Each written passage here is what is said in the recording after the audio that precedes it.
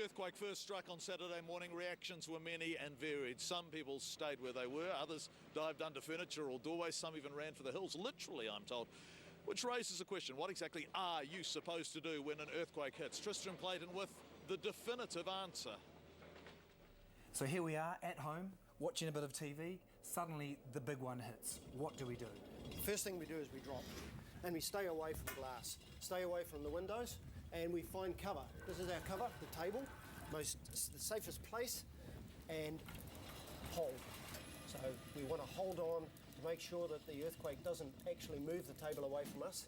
This is our cover, and wherever the table goes, we stay with it, and we stay here until the shaking stops. Drop, cover, hold. That's the message. All right, now what about doorways? Should we head for the nearest doorway, brace ourselves and stay here? No, that's a definite no, because modern doorways and door frames, they're no stronger than any other part of the building.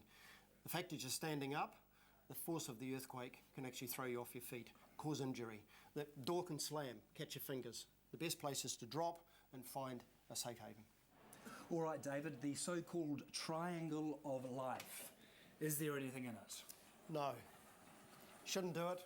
It's unsafe, and in fact, it's a hoax. Right. Now, I've also got to ask, how about running outside? Surely that's a safe place outside. It is safe, but not until the shaking stops. All right, so here we are now in a typical office environment. Should the big one hit here while we're working away, what now? Tristram, there's an earthquake. We've got to drop. Now cover. Get underneath the table and hold. Hang on to this, Tristram, because this earthquake may move this table away and we don't want to lose our cover. It'll stop stuff falling on top of us. Right, so we're hanging on to it to stop it moving. To stop it moving, yes. Okay, now Tristram, the reason we did that was because the table, the desk, is extremely strong. Look, anything falling on there is not going to fall on us. And that's the reason it's safe under a table or a desk. All right, now what about on the off chance that there's not a desk nearby? Then what? Look for the nearest clear wall space without glass, no windows. Yep. Again, drop. Drop. Up against the wall, cover. Cover. Cover your head. Anything dropping down, it's not going to hit you on the head. And hold until the shaking stops. Hold until the shaking stops. Now, if there wasn't a wall nearby? I would look for the next nearest safe place, and here's one here. Right, so drop immediately, crawl to the stay nearest down. safe. Yes, stay down, because if you stand up, the shaking may knock you off your feet.